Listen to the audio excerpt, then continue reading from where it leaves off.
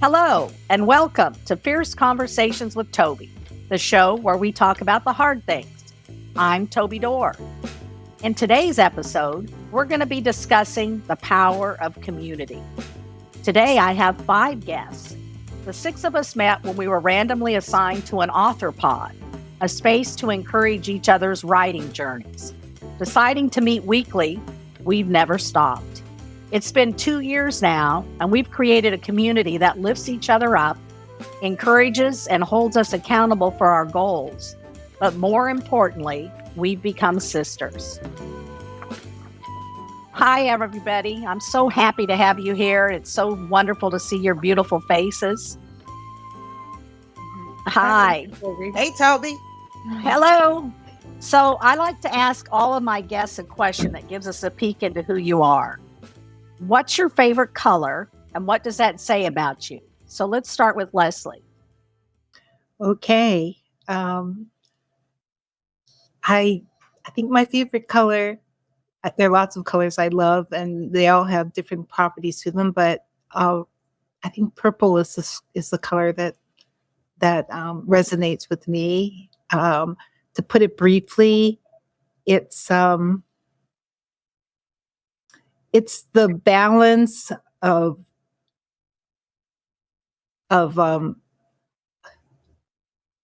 hey, Toby, I'm Yeah. sorry. Is this going to be edited out? Can this No. But that's okay. Go ahead, Leslie. Okay. It's for me, it's mystery. It's mystical, it's magical, it's majestic, and it has a few drops of melancholy in it. Oh, I love that. You could write a poem about purple. I Well, think that's I think beautiful. purple itself is poetry. There's no language for it. It itself is a language. And I do agree. I think it resonates. So That's beautiful. thank you. Thank you, Leslie. Yeah. Lisa, how about you? My favorite color is pink. Pink. Yeah. Mine too. I've always loved pink. Any shade of it, anything that I can get for accessories. I normally don't wear pink because I normally wear black as like my color tone. Mhm. But pink for accessories, pocketbooks, scarves, and things like that, because pink is actually considered one of those nostalgic colors, and it reminds you of your childhood. So for me, that's what it is. It takes me back to my childhood, and it's more of a nostalgic type of thing for me. And my first phone when I was 3 years old was a pink Princess telephone that my dad got me and put in my bedroom. Oh, how fun. Yeah. Yeah. Colors definitely go back to our childhoods, I think. Yeah. Wendy, how about your favorite color? My favorite color is all around me. It's any shade of white. And I used to get criticized a lot saying, hey, that's not a color. But actually, when you look at whites closely in detail, you find every color in white. Every color on the spectrum is in the background of the shade of white. So I guess what it says about me is I can't make up my mind about anything. But yeah, it's just I enjoy having the full spectrum and not having to decide. And white allows me to do that. It's just so vast. Yeah. So you can add any other color to it. Yeah. It's limitless. So I That's guess, interesting. yeah, the color white has always been my go-to. Interesting. And Catherine, how about you? Well, interesting enough, one of my favorite colors is purple, and one of my favorite colors is white. Interesting. But I'll touch mostly on the purple. The purple, I love the purple because it's the color that represents royalty. It also is a very vibrant and lively color. It pops. And it just, when I look at it, I just feel, it's like I feel light yet powerful. It's kind of like one of those colors that gives a a balance of feelings. Well, you When- definitely do have a powerful aura, so I can see Oh, that. well, thank you. And I like white because white is just, I love putting on white because when I do, I just feel light. I love the way it pops on my color. Yeah, you do have a beautiful skin color.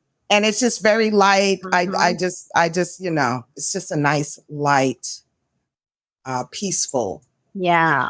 peaceful with it all. Well And said. and a little sexy. Oh, yeah, got to have that little sexy in there And too. who knew white color could do that, right? Yeah, Yes. interesting. Did you know that, Wendy, that white is sexy? I feel so sexy right now. I've seen you in the white, Wendy, and I'm like, oh wow, she looks light and sexy. Yeah, there you go. Hey, thank you. She's like, yeah, whatever. But no, for real, I have. Yeah. Marilyn, how about your favorite color? I would say my favorite color is what I'm wearing. It's blue because it's calming. And being the nurse, I've had to do a lot of calming in my times. Uh-huh.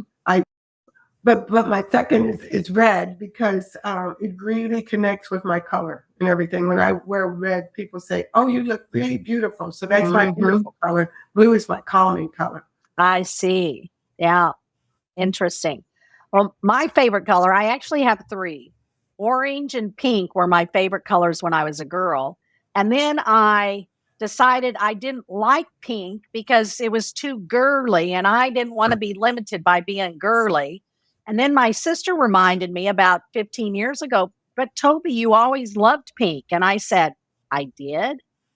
Oh, I did. I think I love it again. And so now pink has become my brand color because I think it's such a powerful color. And I love that it represents femininity because I'm so delighted that I'm a woman and don't have to deal with all the junk men have to deal with. Thank God. So I back to pink, but in between, purple became my favorite color.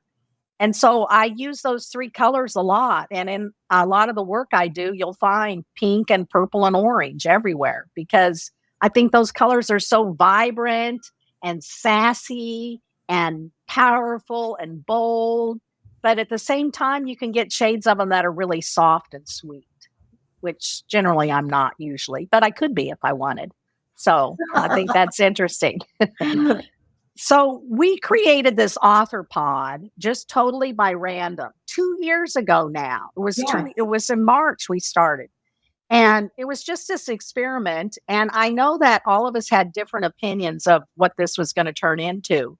But talk a little bit about what you thought we lost Wendy. Well, hopefully she'll come back. What you think the author pod means to you and how it evolved and how big of a part of your life it is. So let's start with Leslie again. And tell us also what you're working on because the author pod, we started because we were all working on writing a book of some kind. That's true. We were also called together because our genre that we had in common was memoir. Yeah. And so I think our objective, my understanding of the objective was to talk through the things we discover and that we need support in our writing journey. Mm-hmm. What I found out was that in learning those things, we also developed some very precious relationships with people with a widely different range of personalities that kind of fueled each other. We had this common goal to write something of our lives. I met 5 fascinating women. And just in our gathering together, I was inspired and I have been inspired. I love, if I can just very briefly say what I have found special in each person. Is that okay, Toby? Or sure. Yes, go ahead. I'll start with Catherine. I love your upbeat voice, Catherine. I love how it's both upbeat and very lyrical. When I read your stuff, there's something very lyrical about it. There's this undergirding joy, even with the tough stuff that you have faced over the past 2 years. Wendy, Thank you. you also have a very lyrical voice with a reflectiveness to it that I can really relate to. And Lisa, I love how you're very straightforward, down to earth. You've got a practical voice that speaks directly to parenting issues in relatable ways, since that's what you write about in your book. Marilyn, you speak with a straightforward voice out of the conviction of your faith in God. And it's powerful. It's a powerful voice. And Toby, I love your transparency, your energy, your boundless energy, and fearlessness in moving forward. You don't waste time grieving the past. You just move forward, and it radiates joy out of your love for God and love for people. All of those things, even though they don't specifically speak to writing itself, they show up in your voices. And I've come to love all of you. And I know that we have shown care for each other when we've come across impasses, stumbling blocks, discouragement. We have each other's back. That's what I'd like to say about what this pod means to me. It keeps us going. Writing can be a lonely road, but with each other. And this is my last comment. I'm sorry. I'm making up for the color.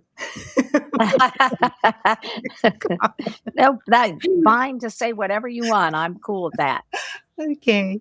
Yeah, I found that when we met weekly, I was often very driven just to talk about the writing and our writing goals. And I learned from my colleagues that it's not just about the writing, but it's about coming to know each other as people that allow us to be able to support each other and enjoy being together and keeping going forward. Yeah, definitely. I know, Leslie, you're the one who kind of keeps us on track. We're off talking about, what we had for Thanksgiving dinner. And Leslie will say, but what about our writing goals for this week? Are we going to talk about those? So yeah, Leslie, you've kind of kept us on track every time about, let's talk about our writing. Let's talk about query letters. Let's talk about finding a publisher. How do we do all these things? So I think that's beautiful. Thank you. So Lisa, tell us what having this pod, how you thought of it when we first started, and then what it's come to mean to you. Yeah, well, when we first got assigned to the group, I was in that writing mode because we had just come off that summit. So you're on that high of, learning everything that you need to learn and how to become a writer. So I said, this will be a great way to have a support group.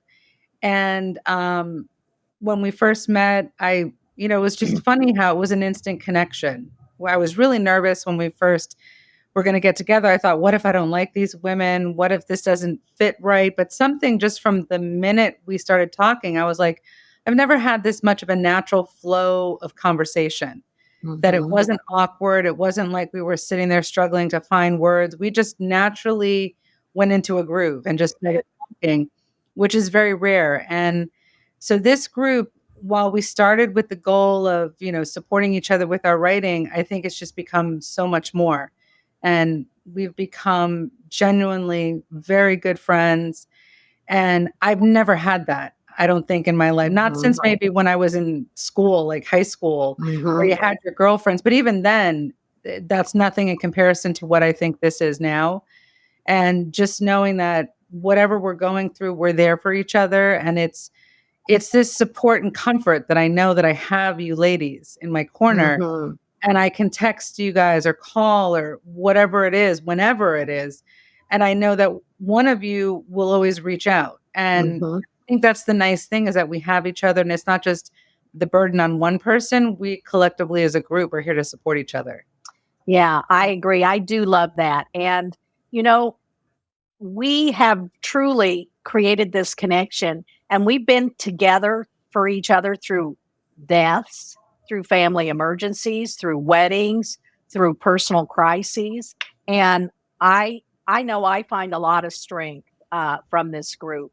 And on days when I'm feeling really down, like I just had a total knee replacement, and I got some bad news that they found a tumor in there. And the first thing I did was go and message every one of you guys, because it's like I have to talk to somebody. And my phone rang. You guys were there to call me and tell me, this is going to be okay. And it is, by the way. So I don't even have a tumor now, they've told me. So I haven't shared that with you guys yet, but my doctor called me Friday night at like 7 o'clock, and he said he'd been on the phone with the tumor specialist at the University of Virginia, and he's sending the reports, and the guy looked at him and said, "This is not a large cell tumor. She doesn't have a tumor." And it's like, thank you, God. So anyway, we're past that. But this group has been awesome for supporting each other. So Wendy, how about you? What's this pod meant to you? And what did you think when you first came in? Right now, it means everything to me. I love you guys. It's getting together last year at the Airbnb was like a complete highlight of my year. So wonderful. The Yes, energy mine too. we felt as we actually met in person was just like, just so lovely. And I didn't expect it. When the group first started, I have to be, truthful and vulnerable, which I usually am in this group. I didn't hold out a whole lot of hope. I joined and I was like, yeah, this is, whatever. And for some reason, I continued to go every week. And when Wednesdays come up, I was like, oh, am I going to go? Am I not going to go? Oh, yeah, I'll go. And then after the hour or whatever that we chatted was over, I was just like, oh my goodness, I'm so thankful I went to that. And I really feel like collectively we bring together, kind of piggybacking off of what Lisa said, we bring together so much strength. And that is, and in completely different areas, like in, the administration of Lisa, the energy of Toby, the sweet, soft landing spot that Leslie is. Catherine, you just, vibrantly somehow, bring humor and wisdom. And then Marilyn, I have fallen in love with your Instagram. It's prayer time. Your voice, the foundation of your faith that it offers is just like, I don't know. I can't imagine us now not being together. So yeah, it's become, and when I write a chapter and send it to you guys and I'm shaking and think I'm horrible, I can't do this. What am I doing? What do I think I'm doing trying to write a book? I get responses from you guys and you get positive reinforcement, ideas for change, my weakness in sequencing. You guys help me out. And I'm just like, every time I get a response, I want to write a whole paragraph in email just filled with thank yous. So literally mean, yeah. Yeah, that's beautiful. Yeah. That's beautiful. Catherine, your turn. Yeah, I feel like this has just been so divine in terms of the setup of our group. And thanks to Alexis or whoever put us together, and God, right? Yeah. Because this has been so special in terms of, it's like one thing you think you're getting put into a group with people who will maybe hold each other accountable and support us through the process. But as it's been said, it turns into so much more. And what I really appreciate is that in other groups and stuff, that I may have been in. It may have started, and then at some point it just kind of dwindles off, people get busy, something happens, and it just, and so I really appreciate the commitment of everyone to want to keep this going. But of course we want to keep it going because it's become so much more in terms of being personal and being vulnerable and really having a safe space to just be. And that be could be with laughter or with crying or, or sharing the most vulnerable and sometimes perhaps shocking components of our lives. And so that's really special. And it's special that we were able to do this in what I consider a short amount of time, because sometimes, with humans and with women in particular, it takes a while to get to the point where we've gotten and to be where we are in terms of to just be with each other and to have that. It's like having a balance of accountability yet grace, and it's just a nice balance to top that off with friendship and sisterhood. I think that's beautiful. And you did hit on a good topic. And I really think the fact that all of us were working on memoirs, because we were working on memoirs, that's all about the most personal, rawest part of ourselves. So I think that helped us make that connection quicker because as we shared what we were writing and working on, it was truly our most inner feelings and thoughts. And I think that helped cement this together much quicker. Definitely. Yeah. So Marilyn, what do you think about our pod here? Well, I think it's been wonderful. I just have to say that I really want to dovetail off of what Catherine just said, that we had kind of grace and we had the vulnerability, and then we had a camaraderie. I have two sisters. So I think when we were early on, Wendy was talking about vulnerability, I had never, in all the conversations I'd had with people all over the world, had one that was that in depth on any subject, much less vulnerability. But it certainly has been something that's been walking with me on my shoulder, in my mind, in terms of why aren't people more vulnerable? And they probably don't have space. Lisa has just really encouraged me because she's been that busy business owner.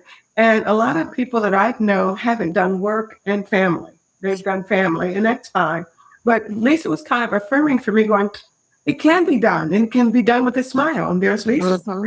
What I really love about Leslie is both of us speak Spanish. So when we that and everything, that's been a connectivity point. I've never had anyone who was African American who also spoke Spanish. I've been kind of an outlier for over 40 years in that. So just having her be that reflection has been really cool. But I like Catherine because she loves to travel like we do. So I was like, Catherine. And Catherine will give us either some food tips or some travel tips. She's gone. Go, girl. Right. And Toby, you just are, effervescent. I think it's probably the word. I was thinking about calling you the blossom, the bloom. I'm not sure what we call you. Give me a beat for Toby. But I really appreciate it because for me, even at this point in time, I'm pretty outgoing and that kind of thing. But I think having people who you could deal with, and we're kind of merging and meshing during the pandemic. So for me, it was like, okay, you can't go see some other friends because things are shut down, but you're not shut down on Zoom. So I really appreciated that. And then Wendy had added that whole Canadian flair in terms of think of it like this. So we had other perspective that we wouldn't have had. And then getting to meet everybody last fall, I was like, that was really cool.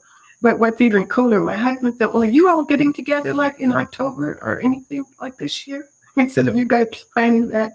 So it's good for him to think, because he said, oh, this is really good for you to do that. So I think that it's become kind of familial for our families too. Husbands and children are involved saying, oh, you're doing something different. So it's been a cool difference maker for me.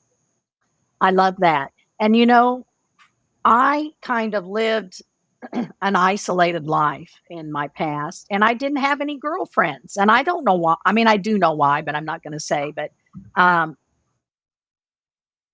I was just isolated, and I didn't have girlfriends. And it gets harder and harder to make friends the older you get. And when our pod started, you know, I thought, oh, this is going to slow me down. You know, I'm trying to get this book done and I've got to stop and talk about it. It's going to slow me down. And what it did is speed me up and enrich what I was writing about, because I got so much more contribution to the things that I was writing. And I can remember, you know, I'd get off of a pod call and I'd go in the room and I'd say to my husband, I have girlfriends. I have girlfriends. And it just was like, I was so heart filling, you know, that I have girlfriends now and, you know, deep friendships. And I've craved that my whole life. And, and I found it in this group. And I think it is just beautiful. I love it.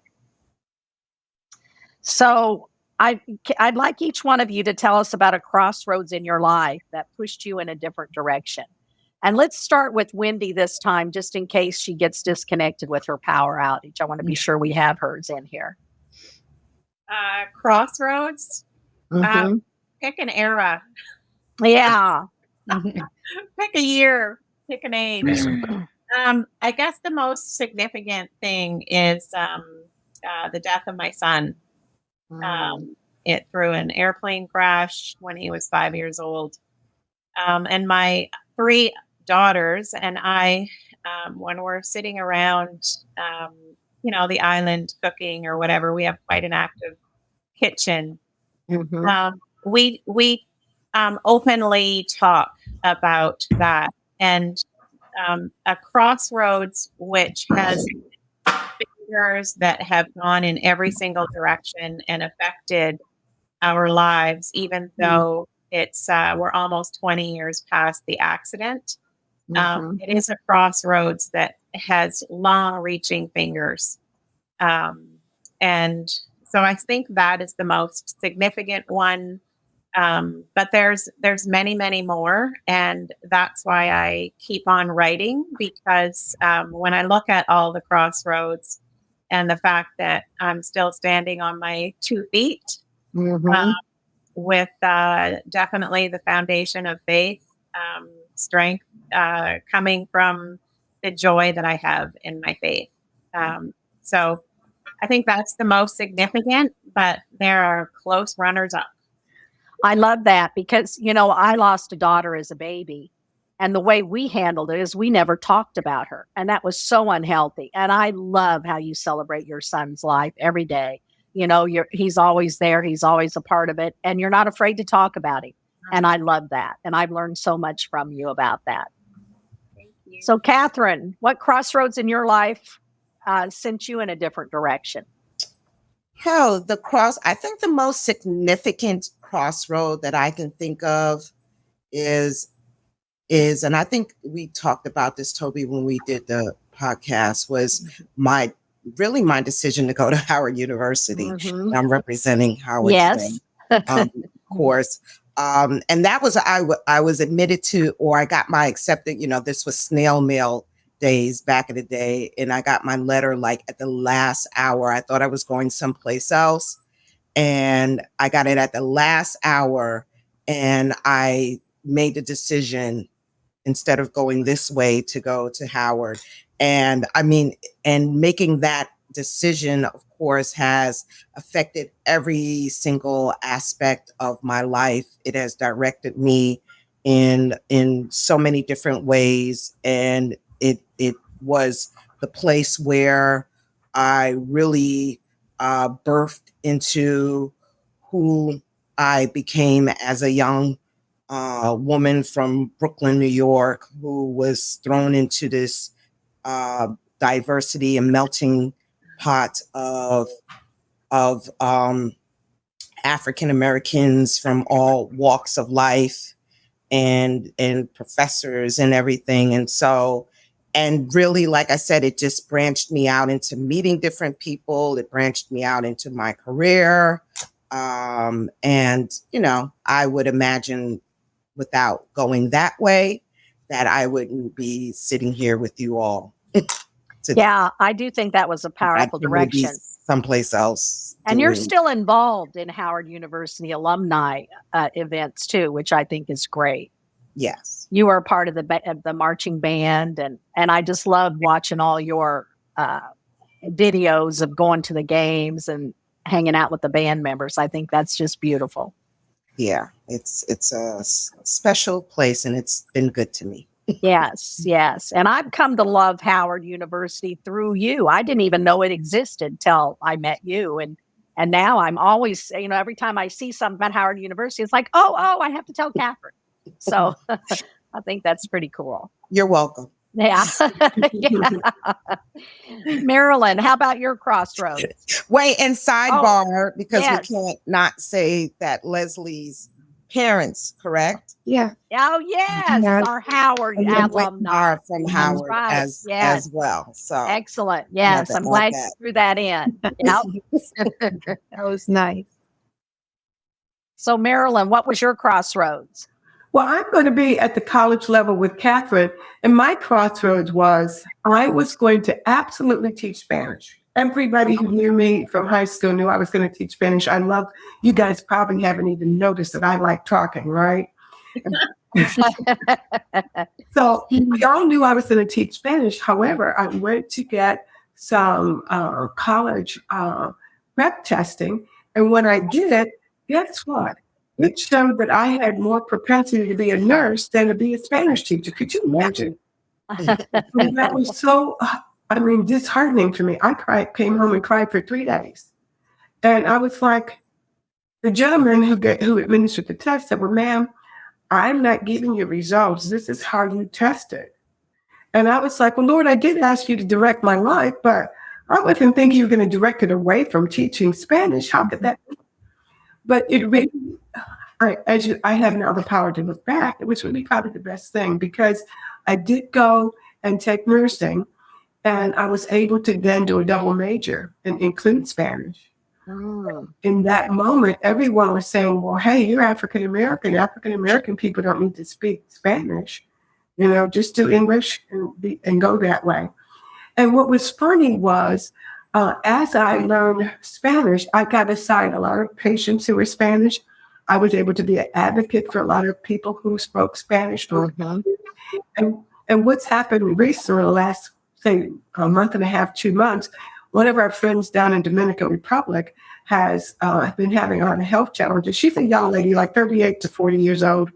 However, she didn't understand some different things. And I'm looking now going, hey, I started speaking Spanish from a high school and college level. And whoever thought that the blend of Spanish and nursing would make a difference in so many people's lives that I could be an advocate for. So, and I taught Spanish for about 3 years at the church school. So just amazing how you can blend your life. And it was the end of my life in my teens, but it's been a real enhancement to life. I think that's beautiful. And of course, there's a huge need for Spanish speaking nurses. I mean, that's so obvious. I think that's a good fit. So, but I think back when I started nursing school, that wasn't obvious back then. That wasn't the case. I see. That wasn't obvious. It definitely, you're right. It's definitely more of an issue now, I think. So yes. I think that's that's 2 decades in there, and then now they can see it. I like that. So Lisa, how about your crossroads? Probably for me, it's when I decided that I had to have music in my life. And I was a little girl, and it was in the summertime, and I had made a play date with a girlfriend of mine. We were going to meet at the playground. And when I got there, I heard this music coming from inside the building. Had no idea what it was because, I didn't know that they did things like this. I figured in the summertime, school's closed, nothing happens, but I hear this music and I still can picture it because it's like I was walking into the building, slowly, almost like a murder mystery. Cause like you're walking in wondering, what is this? Like what are all these things? So I'm like tiptoeing down the hallway because I really didn't know what was happening. And I'm like peeking in the doors, trying to see, what everything is. And then finally I'm realizing, oh, this is like a summer camp. And then I'm like, wait, why aren't I part of this? Because, this is something that I just loved. And it was just that that immediate that I knew I had to figure all this out. And I found the person in charge, got the information, went home to my parents. And luckily they were, they saw the excitement that I had. And then my father bought me the flute. And, I never thought he would do that. Never. I mean, in a million years, to me, it was like, I don't know, $225. You might as well have said $1 million to me, because that's what it felt like. And I never thought that he would say, oh yeah, we're going to buy it for you.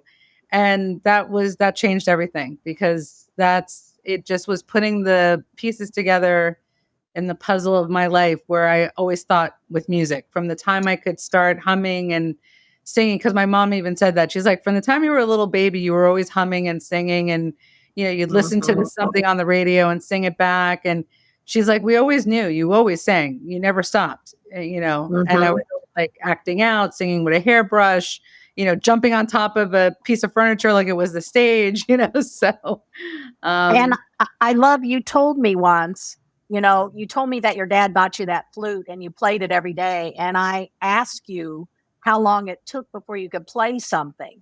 And you told me I couldn't make a sound come out of it for 6 months, but you never quit. You were so called to that music that you didn't give up. About you.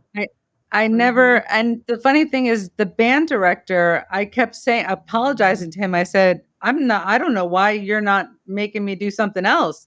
He said, it will come.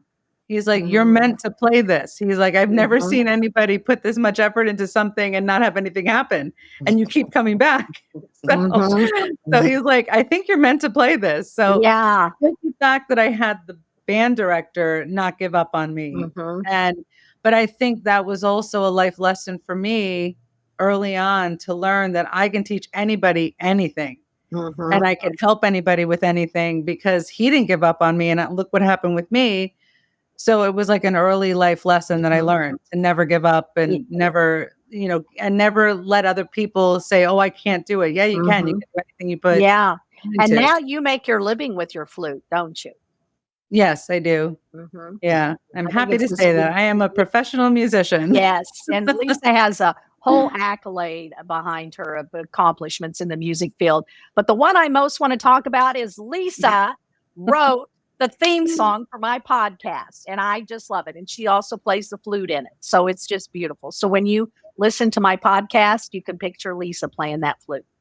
I'm so glad you like it, Toby. Oh, I love it, love it, love it. So thank you. It was my pleasure. Yeah, I love it. So Leslie, what about your crossroads? Well, back in the day when my hair was black and long, I was a young woman, young Black woman who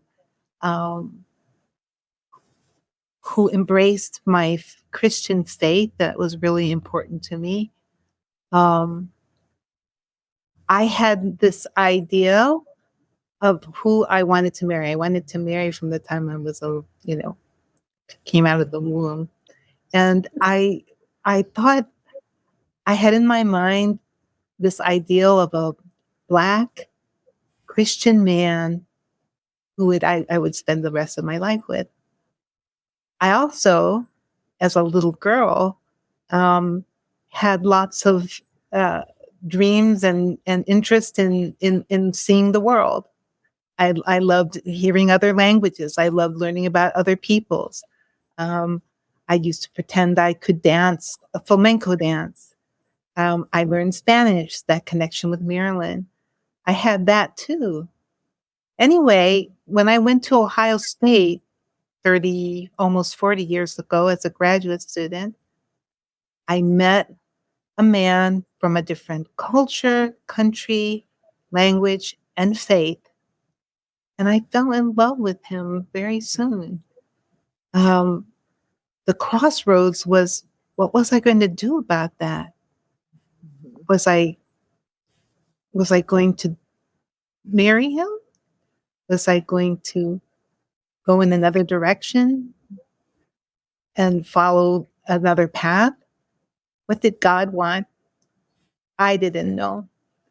And so the crossroads was when I made the decision to marry this gentleman from Iran who had been raised in a Muslim family and ended up not only marrying him, but living in Iran for 4 years and having two young children to raise there. So that's what I talk about in my memoir, the journey that has taken me on. I think that's beautiful. And how having two different cultures and two different religions and two different languages really just enriched everything that you're about and didn't throw up any blockades at all. That's true. Yeah, I think that's beautiful. Probably, I've had so many crossroads in my life, so many. But the one I wanted to share is, I was always willing to tell my story to anyone who asked, anyone who was around me that wanted to listen. But it wasn't until in the summer of 2015 that a woman in New York named Joyce Mitchell helped two inmates escape from a prison in New York.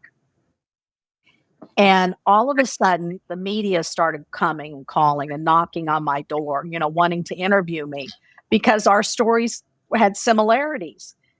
And, I sat down with my husband and I said, I have a big decision to make and I feel like it's going to change my life extremely, in an extreme way. I can either just continue with our quiet little safe life here and not return those calls, or I can decide to speak up and tell my story and hope that I can reach out to other people like Joyce Mitchell and maybe change their trajectory before they do something that is difficult to overcome. And my husband said, well, of course you have to speak up, Toby, because that's who you are. And so, I made that decision that I was going to answer those calls and I was going to do those interviews. And I was on Anderson Cooper and Brooke Baldwin and 2020 and Inside Edition and all over the news. And, that definitely changed my life. It definitely set me on the path that I'm on now. And it would have been so easy. I mean, it would have been much easier to just not answer those calls, but I knew that I had to answer them and move forward. So that's what I chose to do. So, of course, you guys all know that story, but, and, in writing my book, I can't tell you, you finish your book and you feel like it's ready to publish. And then there's all these rewrites and edits and rewrites and edits. And you guys lived with me through all of that. And boy, you held me up and cheered me on and pushed me through. And I'm not sure I could have come out on the other side as well as I did without all of you guys' support. So now this whole group has meant so much to me. And Toby, you've also inspired us all. We are grateful for that. No, thank you.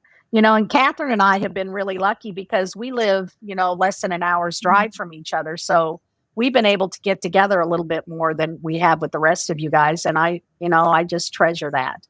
But I can't wait for our trip next October. I don't know where we're going yet, but I'm ready. A friend asked me yesterday. She said, "So you haven't gotten together with Toby lately? What's going on?" And I said, "Well, she had knee surgery." Yeah. So yeah. So generally we get together on the first Thursday of the month, which would be tomorrow. But we're not getting together tomorrow. But we'll be back on schedule in May. So that'll be excellent.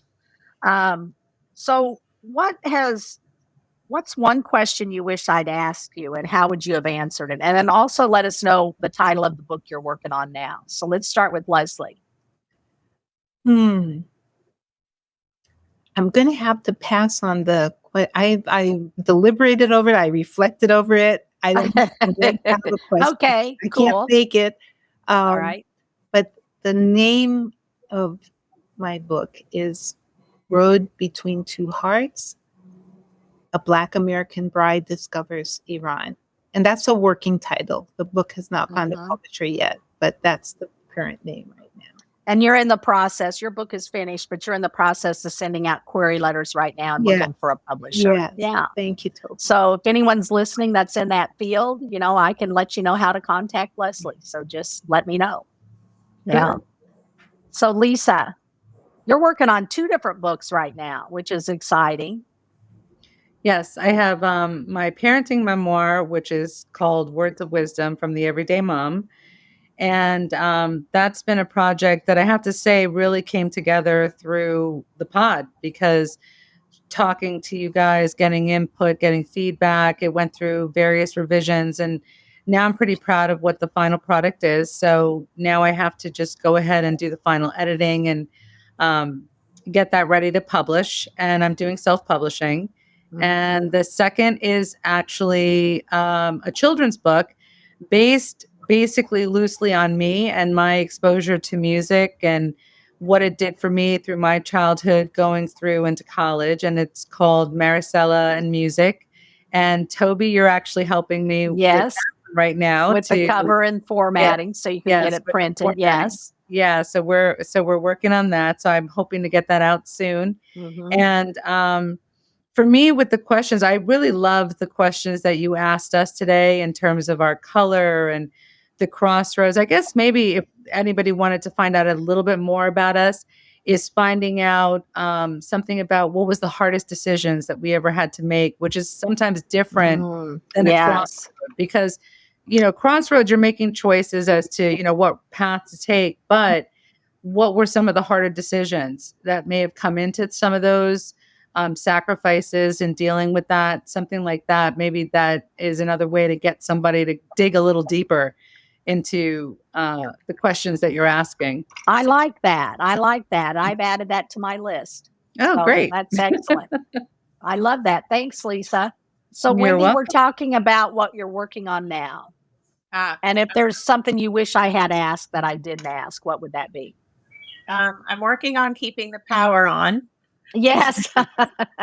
There's actually trees falling down. I can hear them crashing because we're So, surrounded by trees. Yeah. So, Wendy lives up in northern Canada, out in the boonies, and she's got to drive 100 million miles just to get water, it seems. But yeah. well, that would be called an author exaggeration. I think so. So I'm working on a memoir that was that the question? Sorry. Yes. I'm working on a memoir that that starts out as a child in a Mennonite community, and being having a father that was excommunicated, and we stayed in the community, and then the journey through life as he came back to get us when I was 6, and then the journey of life through the next 10 years with a pretty, I guess, unstable human being. And then just growing up really quickly after a few significant events, the death of my sister. He went on to be married 4 times, came back to my mom between each time. And then, and really kind of missing a childhood and being thankful for the 0 to 6 and the foundation that it did give me. And then, marriage and family, the death of my son, now an empty nester, and navigating through all of that with memories and really paying attention to, I don't really like to call it trauma, but the events of life that we need to survive. And I guess my memoir is about how to survive those things well, and really find yourself in the purpose of God when horrible things happen year after year after year. Instead of blaming God, more seeking God, because he's always there, he's always near. And that is really what I want to write about, is just you can survive anything, and you actually can do it well. And I'm not talking monetary or materialistic. I'm talking about soul well. Yeah. To be able to say it is well with my soul. Yeah. And it is a pretty powerful story. And we are blessed right now to be in the middle of reading Wendy's chapters and giving her suggestions. And I thought I knew Wendy so well, but I have learned things in this writing that I never knew. And it just amazes me, the breadth of life that she's lived. So this is going to be an outstanding book when she gets it done. And I just want to highlight right there too, Wendy, that I think you're talking about people being emotionally well, because being able to carry forward from a nursing perspective, people have a lot of things hit them and they kind of just get stuck. And you've shown us how you don't have to be stuck. if you're dealing with a lot of things. I appreciate that and admire that about you. Thank Yeah, you. that is a powerful message. So, Marilyn, why don't you tell us what you are working on? Well, you now Lisa helped me a couple of weeks ago with, I want to write my second book, The Talk, with all of the things that we've had in the news with George Floyd over the last couple of 3 years. Mm-hmm. I, as an African-American mom, have shared with you guys how that I started preparing my son when he was about 5 years old. We lived in a different community, about how he might be approached by police, how he should handle that. And likewise, I included my daughter, but my son had so many episodes when we moved to our newer community that I was glad. I thought 5 was too early, but based on us moving here when he was 9, exactly the right time. So my goal is to help parents at least have that talk. I know some African-American parents say they don't need to have it, but I think they are putting their children in harm's way with not doing so. And then also giving kind of an insight in terms of what Catherine had said about the children. Here's something you might need to know if you're, middle school or high school. So just nibbling that together before I had to put pen to paper just yet, but working on it. And your first book is already published and it's available on Amazon. And what was the name of it? The name of it is Fully Persuaded Faith. I'm going to put it right here. They can see it. Okay. Yeah, excellent. Fully Yeah. Persuaded Faith. And it's on Okay. Amazon, correct. So Excellent. that's where we are. And what I wish you had asked me, you had mentioned how to stay calm if somebody were to note that you were the charge nurse and Yes. you were African American and they didn't want to have service. Well, one of my motto and mascot scriptures is Proverbs 15:1. The soft answer, that calming place, a soft answer will turn away wrath. Excuse me. So when people are thinking that they're going to have a different ethnicity serve them, I just try to tell them, hey, I'm the only registered nurse on duty today.